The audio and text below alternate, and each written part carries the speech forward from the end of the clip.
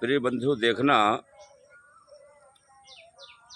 कि अधर्म पर धर्म की विजय किस प्रकार से होती है। जिस समय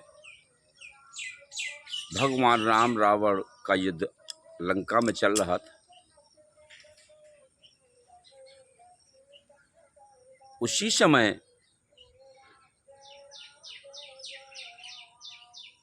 प्रभु श्री राम के छोटे भ्राता लक्ष्मण जी व हनुमान जी, सुग्रीव आदि सभी वानर बालियों सहित रणभूमि में उतर गए और वहां युद्ध प्रारंभ हो गया। जब सभी सेनाओं को परास्त देखते हुए रावण ने कुंभकर्ण का विवेक खो दिया और उसे जाकर के सोते हुए को जगाने का प्रयास किया। अप्रिय बंधुओं, जिस समय कुंभकर्ण अपने घोर निद्रा में सो रहा था,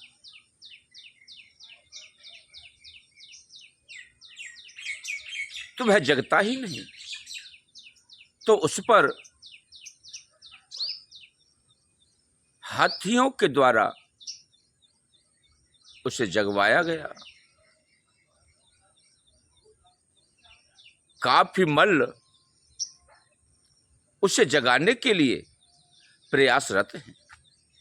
जगाते जगाते जिस समय भगवान प्रभु श्री राम की सेना से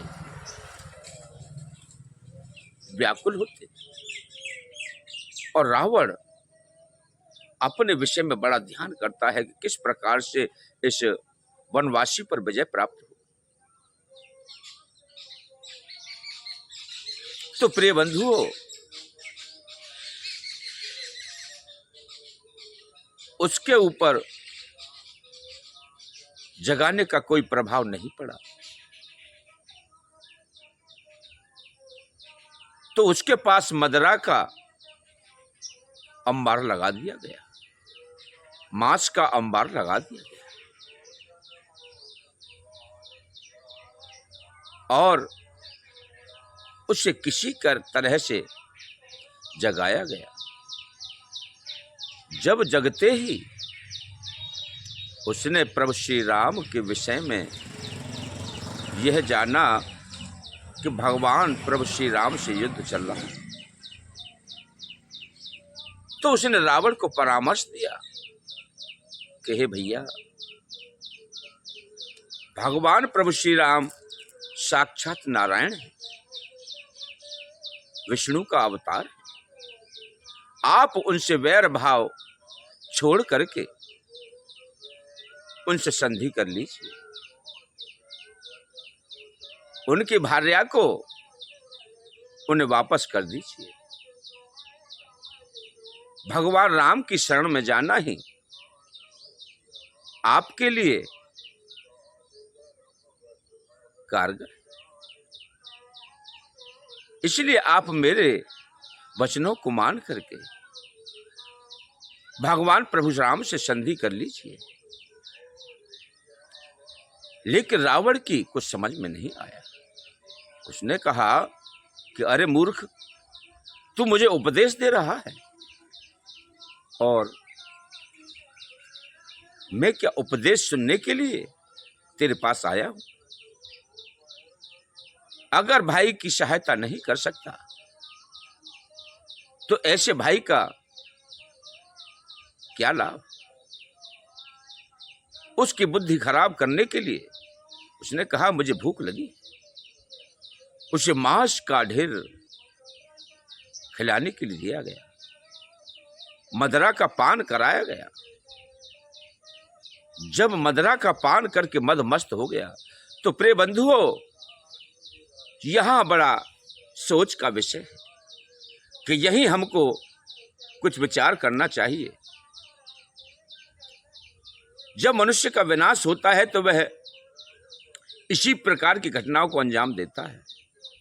ये मदिरा किसी के लिए भी भला करने के लिए नहीं होती।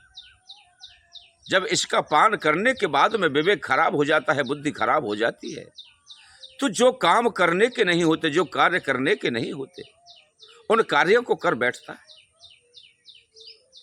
उसमें सोच विचार नहीं होता। करना है तो करना है। क्यों? कि विनाश काले विपरीत बुद्धि। इसी प्रकार जब उसकी बुद्धि भ्रष्ट हो गई तो प्रभु श्री राम से युद्ध करने के लिए तैयार हो गए और जाकर के भगवान राम से जाकर के भिड़ गया और ललकारा, करे वनवासी, तेरी मृत्यु मेरे हाथों से ही लिखी है, इसलिए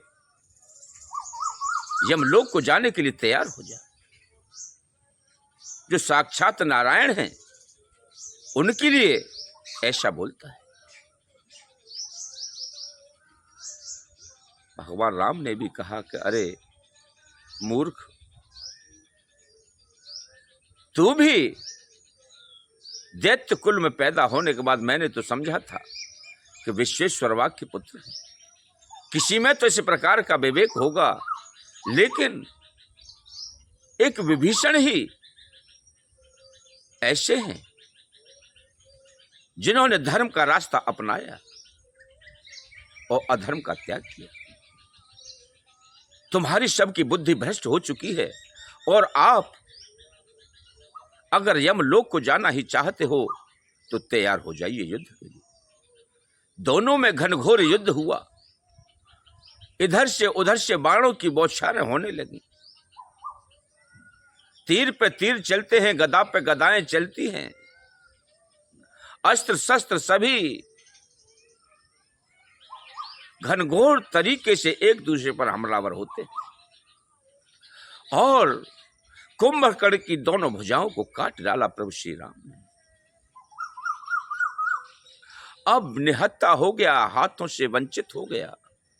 अब उसने मुंह से आग उगलना शुरू किया। प्रभु श्री राम ने अपने बाणों से उस कुंभकर्ण का शेष भी उतार करके समुद्र में प्रवाहित कर दिया। अब प्रभु श्री राम ने देखा कि विशालकाय शरीर है, अगर किसी सेना पर गिर गया तो आधी सेना को तो वैसे ही मार लेगा। इसलिए जो नाभि होती है, एक बाण से नाभि से उसका कट करके धड़ को अलग गिरा दिया। अब विभीषण जी वहां देख रहे इस दृश्य को तो वो रोने लगे कि आज अगर मेरे भाइयों ने अधर्म का रास्ता न अपनाया होता तो यह दृश्य देखने के लिए मुझे नहीं मिलता। भगवान की कृपा पाने के लिए उनकी शरण में जाना पड़ता है। इस प्रकार से प्रिय बंधुओं, उस दैत्य रात कुंभकर्ण का वध हुआ और धर्म पर कुठाराघात करने वालों की हमेशा इसी प्रकार से पराजय होती है। भगवान प्रभु श्री राम ने दैत्यों का हनन किया, अधर्म पर धर्म की विजय हुई, असत्य पर सत्य की विजय हुई। प्रिय बंधुओं, इसीलिए कहा है कि प्रभु की शरण में जाइए और कुछ अपना भजन चिंतन कीजिए। श्री राम जय जय राम, बोलो श्री राम जय जय राम। श्री राम जय जय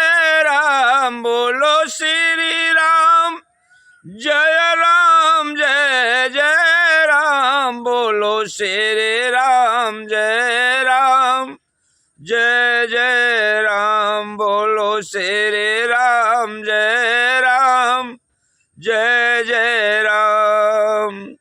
भजल रे मन आठों याम, भजल रे मन प्रभु का नाम।